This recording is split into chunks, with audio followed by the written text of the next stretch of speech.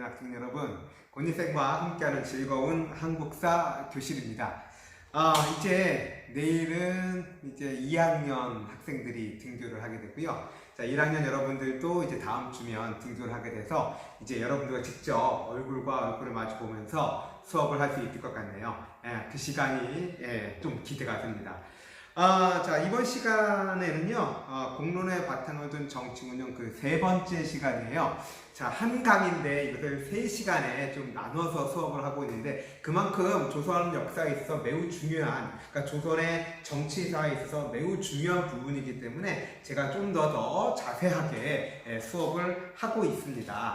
자, 우리 전 시간에는요, 선조 때 사림이 집권해서 이 사림들이 분열을 하게 되더라. 그래서 동인과 서인, 동인은 다시 북인과 남인 이렇게 해서 분열되는데, 이 사림이 분열되어서 형성된 것이 붕당이다라고 얘기를 했습니다. 자, 광해군 때는 북인이 집권했고, 그러나 서인이 인조 반정을 주도하면서 인조부터는 서인이 집권 세력이 되는 것이죠. 그래서 서인이 주도하고 남인이 참여하는 형태의 이제 붕당 정치가 전개되어 나가더라라고 얘기해서, 자, 이 시기에는요, 자, 상호 비판적인 그러한 공존 체제였다라고 제가 특징을 이야기를 했습니다.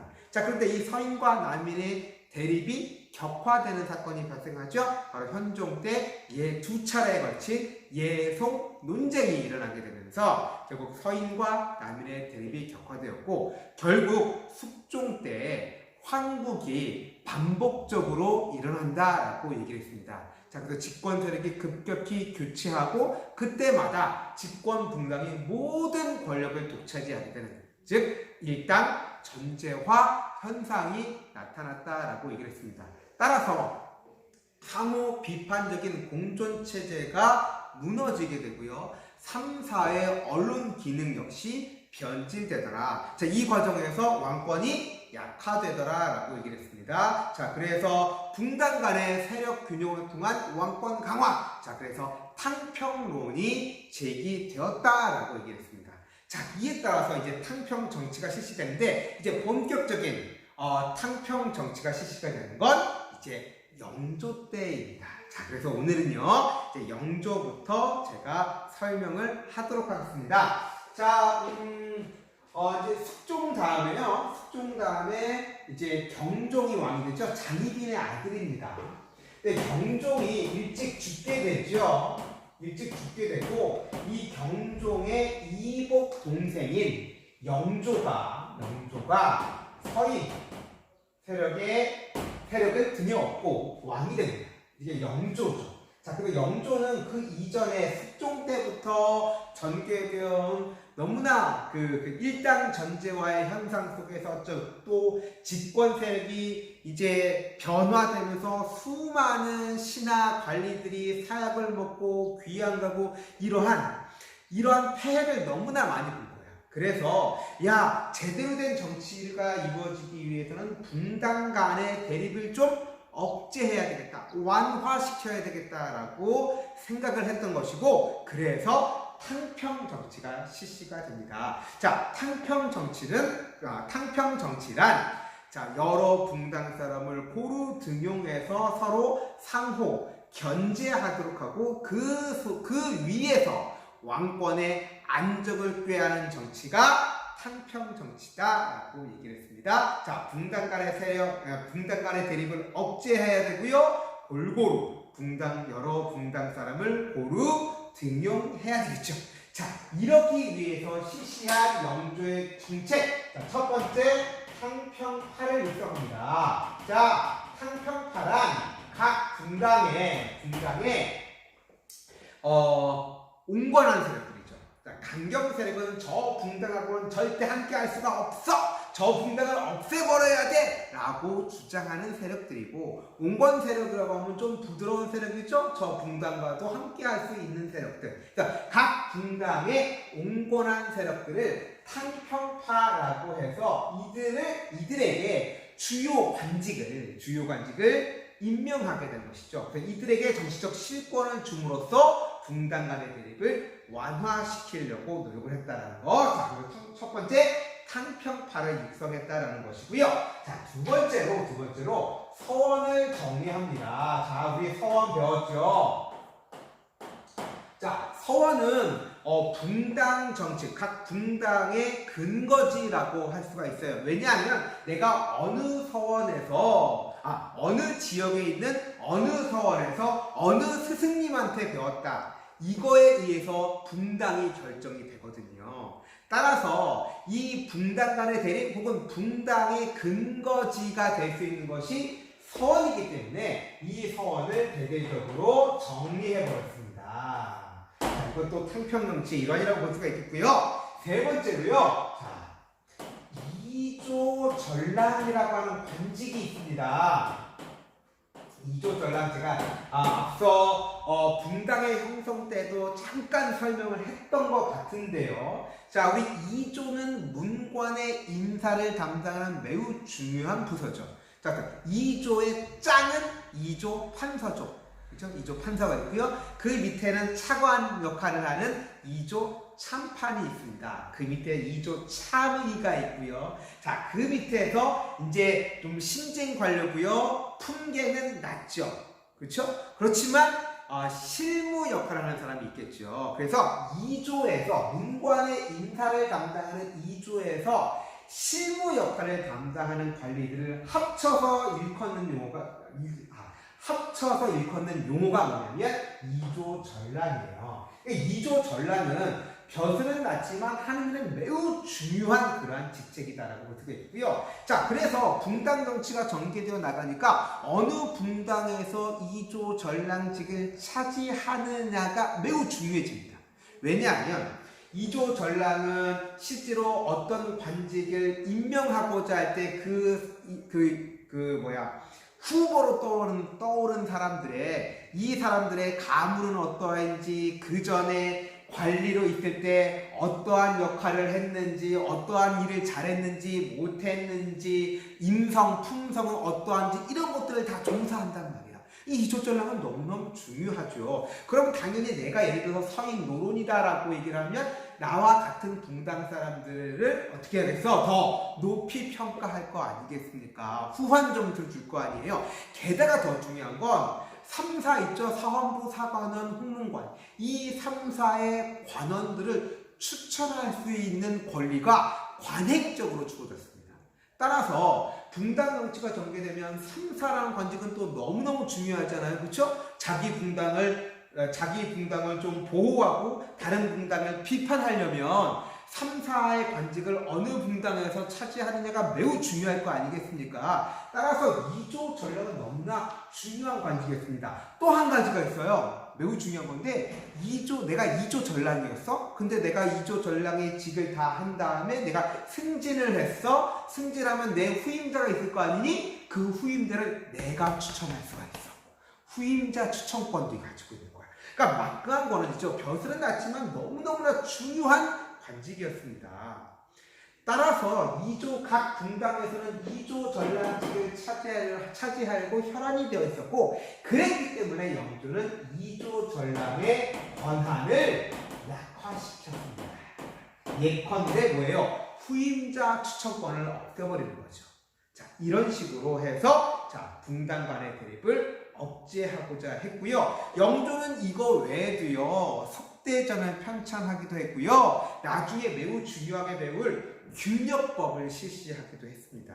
자, 그래서 백성들 너무나 아꼈던 성군 중에 성군이었고요. 재위 53년 동안, 그러니까 조선의 역대 왕 중에서 가장 장수하고 가장 오랫동안 왕에 있던 사람이 바로 영조거든요. 자, 바로 이런 영조의 개혁 정치와 탕평 정치로 인해서 조선은 어느 정도 조선 후기에 조선이 안정화될 수 있는 그러한 기틀을 마련했다라고 볼 수가 있습니다. 자, 근데 영조는 참 이러한 업적을 많이 쌓았는데 개인적으로는 조금 불행한 일도 있죠. 바로 자신이 스스로 자신의 아들을 어떻게 한 거야? 죽였잖아. 뒤주에 갇혀서 죽여버렸잖아. 누구야? 사도세자. 그렇죠. 자, 그 나중에 이 사도세자를 죽인 다음에 후회를 했다라고 하죠. 그래서 사도란 명칭이 생각사에 슬플 도자라고 합니다. 그래서 자신도 나중에 후회를 했죠. 자, 아무튼 영조의 아들은 사도세자였지만 세자 시절에 죽게 되고요. 그 다음에 그 죽은 사도세자의 아들, 그러니까 이 사람은 사도세자의 아들을 세손으로 임명하죠. 세자가 아니라 세손으로 임명했고, 결국 영조가 죽은 다음에 이 사람이 왕이 되니 이 사람이 누구냐면 그림도 너무너무 유명한 정조죠. 자, 그래서 조선 후기에 왕의 업적이 시험에 나온다, 수능이라든가 정문이나 모의고사에 나온다라고 하면 거의 90% 이상이다, 거의 100%라고 보시면 돼요. 바로 영조와 정조가 시험에 출제됐죠. 그러니까 영조와 정조는 너무너무 중요해서 반드시 여러분 딸딸딸딸 외워야 돼요. 헷갈려서는 절대 노노노, 알겠죠? 반드시 기억을 하도록 하세요. 자, 정조의 업적부터 살펴보도록 합시다. 자, 정조는 첫 번째, 궁궐 내에 학문연구기관이라고 할 수 있는 규장각을 설치합니다. 반드시 기억합시다. 규장각. 자, 규장각은요, 원래 왕실 사람들이 쓴 글이라든가 혹은 그림이라든가 이런 것들을 모아두는 왕실 도서관의 기능을 담당했는데, 정조는 이 규장각을 학문연구기관으로 만들어서 규장각의 관리들에게 아주 중요한 일을 맡기게 되죠. 학문 연구뿐만 아니라 정책 연구까지도 하게 되고요. 과거도 주관하게 되고요. 여러 가지 학문적 조언도 받고, 이것이 곧바로 현실 정치에 연결되기도 하죠. 따라서 정조의 개혁 정치를 위해서 설치한 매우 중요한 정치 학문 연구 기관이면서 실질적인 정치 기구에 역할했던 것이 바로 규장각입니다. 매우 중요합니다. 또한 이 규장각에 근무하는 사람으로서 37세 이하의 신진 관료 중에서 똑똑한 애들을 따로 뽑아. 그래서 얘네들을 뭐라고 하냐면 초계 문신으로 임명을 해요. 초계 문신으로 임명되면 얘네들은 자신의 업무를 하지 않고 오직 학문 연구를 하고 그것의 결과물을 현실 정치에 적용을 하게 되는 것이죠. 그래서 어떻게 보면 세종 때 집현전과 유사하다고도 볼 수가 있습니다. 그래서 당대에 매우 스마트하고 현명하고 똑똑한 젊은 관료들을 재교육시키고 학문 연구를 시키는 거야. 그리고 그 교육의 주체 담당자가 실제로 정조가 직접 가르치기도 합니다. 따라서 정조와 초계 문신은 스승과 제자의 관계라고 볼 수도 있는 것이고, 따라서 이 초계 문신들은 바로 정조의 친위 세력, 정조의 편이 되는 거죠. 정조를 뒷받침하고 옹호하는 세력이 되는 거야. 그러니까 인재 양성과 친위 세력의 양성이라고 하는 두 가지 목표를 이루고, 아울러서 학문 연구와 정책 연구까지도 담당하도록 한 바로 정조의 개혁 정치의 또 다른 매우 중요한 사건, 바로 초계 문신제를 실시했다라는 것도 반드시 기억을 해야 되겠죠. 자, 정조 때 매우 유명한 위인이 한 명 있죠. 자, 거중기 하면 떠오르는 인물입니다. 자, 목민심서 쓴 사람이기도 하고요. 자, 누굴까요? 그렇죠, 정약용이죠. 자, 조선 후기 최고의 학자 정약용. 개인적으로는 저의 선조시기도 합니다. 그래서 반드시 기억해야 될 인물이죠. 자, 아무튼 이 정약용도 초계 문신이었습니다. 알겠죠? 자, 그 다음에 정조가 왕권을 강화하고 이런 개혁 정치를 추진하기 위해서는 모든 권력은 바로 무력에서 나오잖아요. 그런데 당시 조선 후기의 군사 제도는 중앙군이 5군영이라고 하는 제도가 있었어요. 훈련도감, 총융청, 수호청, 어영청, 금이영, 이 5개를 합쳐서 5군영이라고 했는데, 이 5군영, 이 중앙군인 5군영을 실질적으로 서인 노론 세력이 장악하고 있었거든요. 그러면 바로 왕권이 안정될 수가 없죠. 모든 권력, 힘은 무력에서 나오니까요. 그래서 정조는 자신의 친위 부대를 만들어, 자신이 직접 거느리는 부대를 만들어 제일 똑똑하고 제일 잘 싸우는 그런 병사들로 하여금, 자, 특수부대, 왕의 친위 부대를 만드는 것이죠. 이것을 뭐라고 하냐면 장용영이라고 합니다. 장용영을 설치했다라는 거. 이것도 반드시 기억을 하셔야 되겠죠. 알겠죠? 자, 그 다음에 네 번째로 우리 유네스코 세계문화유산이기도 하고요. 자, 정조가 건설한 신도시 뉴타운, 정조의 개혁, 정조의 이상을 실현할 새로운 도시를 만드는데 이게 뭐야? 화성이죠. 그렇죠? 자, 그래서 화성을 건설했다는 것도 정조의 업적이다라고 여러분들 보시면 되겠습니다. 알겠죠? 자, 영조와 정조의 정책 여러분들 딸딸딸딸 반드시 기억하시고 헷갈려서도 안 돼요. 알겠죠? 반드시 기억을 하시고 영조와 정조는 결국 이러한 분단 간의 세력을 억제하는 탕평 정치를 실시했고 그것을 통해서 왕권을 안정화, 강화시켜 나갈 수 있었다라는 겁니다. 알겠죠? 자, 정조가 죽었어요. 정조가 죽은 다음에 그 아들이 왕이 오르는데 얘가 누구냐면 순조입니다. 순조가 왕이 올 때 나이는 11살입니다. 자, 11살 초딩이 4학년짜리가 왕권 행사에 있어요? 없어요? 없죠. 불안했을 겁니다. 정조는 죽으면서. 그래서 자신이 믿을 수 있는 김조순에게 나이 어린 순조를 잘 보필을 해라 라고 맡겼는데, 부탁을 했는데 이 김조순이라는 사람이 안동 김씨야.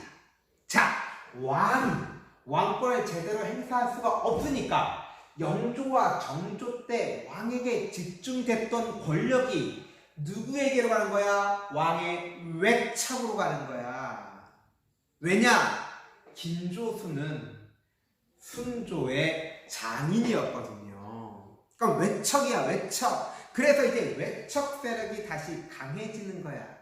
그래서 순조, 뒤를 이어서 헌종. 자, 이 사람은 뭐냐면 순조가 죽은 다음에 그 아들이 일찍 죽어요. 세자 시절에 죽어요. 여러분들 구름이 달빛 그림이라는가 그 드라마 있었잖아요. 저기 이렇게 누구냐? 그 박보검 나온 드라마 있잖아. 구름이 달빛 그림인가? 뭔가. 나 기억이 안 나네. 자, 그 사람이 바로 이 효경세자죠. 자, 아무튼 이러한 세자 시절에 죽고요. 그 아들, 그러니까 손자가 왕이 오는데 이때 헌종의 나이는 8살이야. 왕권 행사할 수 있어 없어? 없지. 8살이 뭘 행사를 해요? 초등 1학년짜리가. 그렇죠? 이에 따라서 또 헌종의 왕비가 어디서 나오냐면 풍양조씨에서 나와. 그래서 안동 김씨에서 풍양조씨로 또 실권이 넘어가. 알겠어요? 자, 헌종은 24살의 나이에 요절을 합니다. 대가 끊겼어. 그러니까 헌종 때 잠시 권력을 빼앗긴 안동 김씨가 왕족 중에서 영모 사건에 연루가 되어서 이곳 강화도에로 유배되어서 농사나 짓고 있던 이 원범이라고 하는 19살짜리 무식한 젊은 청년을 데리고 왕위에 앉힙니다. 그리고 그 왕비 자리에 안동 김씨를 앉히죠. 이 사람이 누구야? 강화도민들이라면 알아둬야 되겠지, 그치? 철종입니다. 자, 아무것도 모르는 19살짜리 총각이 왕위에 앉혀놓고 모든 왕권 행사할 수 있어요, 없어요? 없어요. 결국 순조, 헌종, 청일종 때는 왕권을 행사할 수가 없습니다. 대신 그 권력은 누가 가져간다고? 왕의 외척이 가져간다고. 왕의 외척. 순조 때 안동김씨, 헌종 때 풍양조씨, 철종 때 다시 안동김씨. 그래서 이 시기에는 소수의 외척 세력이 세도 가문으로서 권력을 독점했던 또 다른 형태의 정치가 전개되는데 이것을 무슨 정치라고 하냐면 세도 정치다라고 얘기를 하죠. 자, 그래서 순조, 헌종, 철종 때는 세도 정치. 자, 외척에 의해서 모든 정국이 운영되었던 시기, 그러니까 비정상적인 정치, 그걸 세도 정치라고 합니다. 자, 세도 정치, 세도 가문이 권력을 독점하죠. 그러면 모든 실권을 장악해야 되는데 우리 앞서 얘기를 했습니다. 자, 중종 때 여진족과 외구의 침략에 대비하기 위한 임시 기구였으나 임진왜란을 거치면서 그 기능과 권한이 강화되었다. 그래서 국방뿐만 아니라 재정, 외교, 인사 등 국정 전반을 총괄했다. 어느 기구입니까? 세 글자. 비변사. 그렇죠? 자, 이 비변사, 제일 조선국기의 최고 정치기구죠. 그렇다면 이 세도 가문들은 당연히 비변사를 장악해야 되겠죠. 그래야 실권을 행사할 수 있으니까. 그렇죠? 자, 그래서 세도 가문은 비변사를 장악을 해서 권력을 농단했다. 국정을 농단했다. 이렇게 보시면 되겠습니다. 자, 비변사를 장악했군요. 자, 그러니까 출세하려고 하면 이 세도 가문에게 잘 보여야 돼. 그러니까 뭘 갖다 바치겠어? 뇌물 갖다 바치겠죠. 그렇죠? 자, 그러다 보니까 이 세도 정치 시기에 엄청난 많은 부정과 부패가 자행됩니다. 과거제 자체도 문란해져요. 과거 문제를 빼돌린다거나 아니면 커닝을 하게 한다거나 아니면 표시를 하게 해서 그 사람에게 높은 점수를 준다거나 이러한 과거제 자체가 매우 문란해지고요. 가장 중요했던 건 바로 매관매직이 성행합니다. 매관매직은 뭐니? 관직을 사고 파는 거 아니에요. 이 시기에는요, 이 세도 정치기에 주로 지방관직이지만 고을 사또죠. 이런 것들의 가격이 정해져 있는 거야. 예를 들어서 강화 군수는 1억, 김포 시장은 5억, 인천 광역시장은 10억 이렇게 가격이 정해져 있는 거야. 그래서 내가 1억을 싸들고 안동 김씨한테 가가지고 갖다 바치는 거야. 저한테 강화 군수자리 하나 주십시오. 그러면 얘네들이 딱 받은 다음에 얘한테 강화 군수 자리 주는 거야. 난 1억을 투자해서 강화 군수가 된 거야. 그런데 사람의 욕심이 끝이 없죠. 내가 강화 군수로만 있을 거야? 나는 1억을 투자했으니까 내가 강화 군수로 있는 기간 동안 최소 1억은 땡겨야 돼. 챙겨놔야 된단 말이야. 게다가 내가 김포시장이든 인천광역시장이든 나가보려면 어떻게 해야 돼? 더 돈을 긁어 모아야 되겠죠. 돈을 긁어 모으는 방법은 뭐야? 뭘 걷어야 돼? 세금 걷어야 되겠지. 그렇지. 이렇게 해서 백성들을 쥐어 짜냅니다. 자, 있지도 않는 세금도 거두고요. 더 많이 거두고요. 엄청난 비리가 저질러집니다. 자, 매관매직이 성행하니까 세금 제도가 문란해지죠. 자, 이 시기에 세금 제도를 뭐라고 얘기를 하냐면 삼정이라고 합니다. 삼정. 토지세인 전정. 그 다음에 군포를 납부하는 군정. 그 다음에 환곡이라고 해서 춘궁기에 곡식을 빌려주었다가 가을에 이자를 쳐서 거두어들이는 이런 복지제도인 환곡이 왜곡되어서 필요하지도 않는 사람들에게 강제로 환곡을 나눠주고 엄청난 이자를 붙여서 가을에 거둬들이는 거지. 이걸 전부 다 in my pocket. 자기가 착복하게 되는 거야. 그러니까 이런 삼정, 조세제도, 이 시기의 조세제도를 삼정이라고 하는데 이 삼정제도가 문란해져요. 그럼 피해는 누가 보는 거야? 농민들이 피해보는 거 아니야. 그죠? 자, 농민들 살다 더 이상 못 참겠어요. 뭐 할까요? 그렇죠. 이런 더러운 세상 바꿔버리자. 목숨이 위태로울지라도 내 목숨 걸어서라도 이 더러운 세상 바꿔버려야 되겠다 라고 하겠죠. 그렇죠? 그래서 뭐가 일어나? 백성들이 들고 일어난 거야. 두 번째는 뭐야? 밀란이 발생하게 되는 거야. 밀란이 전국적으로 일어납니다. 그래서 이 세도 정치기의 대표적인 밀란 1811년에 있었던 홍경래의난이 있고요. 그 다음에 1862년에 진주에서 시작되어서 전국적으로 확대되는 진주 인술밀란이 있습니다. 그렇죠? 자, 이러한 밀란이 전국적으로 일어나게 되는. 따라서 조선의 역사를 보게 되면 자, 계속해서 발전해 나가다가 양난을 거치게 되면서 어려웠죠. 매우 어려웠을 겁니다. 그런데 영조와 정조라고 하는 두 명의 성군으로 인해서 이 시기에 조선이 점점 다시 부흥을 하게 됐다가 세도 정치기에 폭망을 하게 되는 것이죠. 결국 이제 조선은 이제 그 뒤에 등장하는 새로운 인물 흥선대원군이 등장하면서 이러한 세도 정치기에 문란해진 나라의 기강을 바로잡는 개혁 정치를 실시하나 자 제국주의 국가들의 침략과 그 다음에 개혁이 제대로 이루어지지 못하는 가운데 결국 국권을 상실하게 되는 그런 아픔을 겪게 됩니다. 자 지금까지 제가 영조와 정조 때 전개된 탕평정치, 그 다음에 순조, 헌종, 철종 3대 60년간에 전향된 세도정치까지 제가 설명드렸고요. 자 다음 시간에는 이제 양난, 바로 임진왜란과 병자호란을 중심으로 공부를 하도록 하겠습니다. 자 수강하느라고 고생 많으셨어요. 다음 시간에 만날게요. 안녕. PPT를 통해 제12강 공론의 바탕을 둔 정치운영 그 세 번째 시간 탕평정치와 세도정치에 대해서 정리하도록 하겠습니다. 숙종 때 반복된 황국으로 인해서 붕당 간의 대립이 격화되었죠. 이에 따라서 일당 전제화 현상이 나타나게 되고 왕권이 약화되는 결과를 초래했습니다.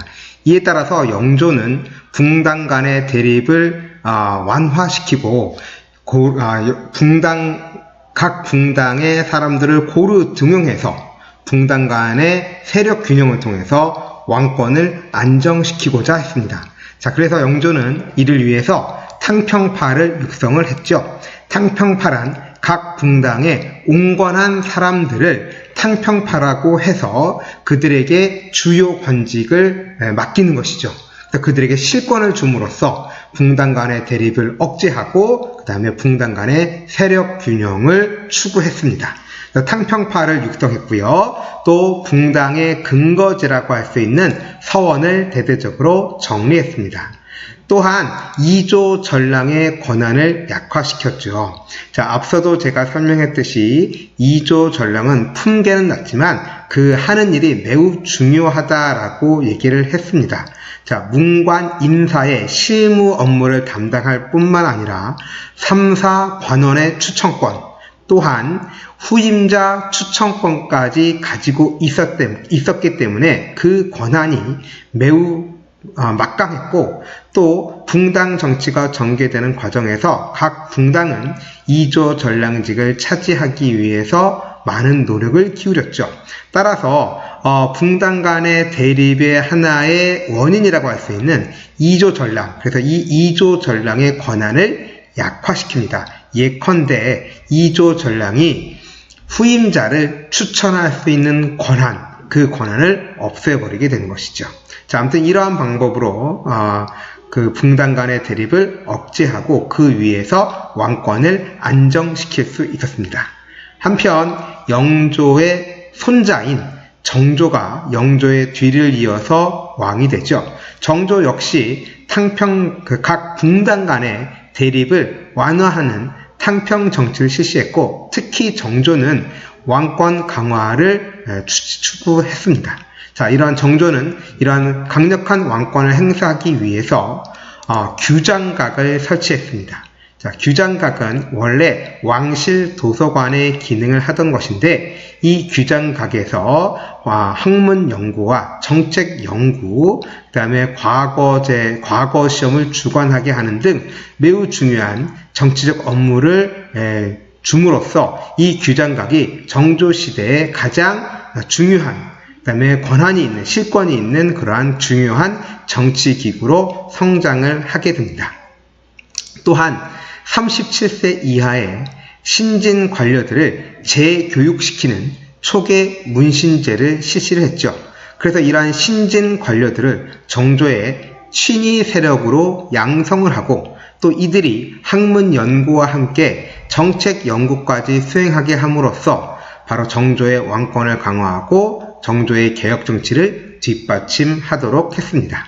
또한 그 왕권을 강화하기 위한 하나의 조치로 바로 왕의 친위 부대, 왕이 직접 지휘하는 장용령을 설치함으로써 병권을 가져가게 되죠. 또한 정조는 유네스코 세계 문화유산이라고 할 수 있는 화성을 건설했습니다. 자, 화성이라고 한다는 것은 요즘 말로 하게 되면 신도시라고 볼 수가 있습니다. 새로운 도시를 건설하고 여기를 정조의 이상적인 개혁 정치를 추진하기 위한 근거지로 육성하고자 했죠.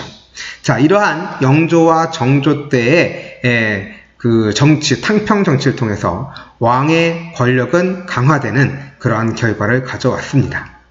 자, 그런데 이 영조와 정조의 탕평 정치는 강력한 왕권으로 붕당 간의 대립을 완화시켰지만 붕당 간의 대립을 완전히 해소시킨 것은 아니었다라고 하는 한계점도 존재한다는 거 참고로 알아두시기 바랍니다. 자, 정조의 뒤를 이어서 왕이 된 사람은 순조고요. 자, 순조는 11살의 나이에 왕위에 오릅니다. 자, 왕권을 제대로 행사할 수 없겠죠. 따라서 영조와 정조 때 왕에게 집중되었던 권력이 순조 때부터는 그 왕의 외척 가문으로 권력이 넘겨지게 되죠. 자, 그래서 왕의 외척 가문이 실질적으로 대부분의 권력을 행사함으로써 국정을 운영해 나가는 비정상적인 정치가 전개됩니다. 이 정치를 세도 정치라고 하는데요. 이 세도 정치는 순조, 헌종, 철종 때까지 3대 60년 동안 실시가 됩니다. 자, 세도 정치는 왕의 외척 가문, 즉 소수의 세도 가문, 세력을 부리는 가문이라고 볼 수 있겠죠.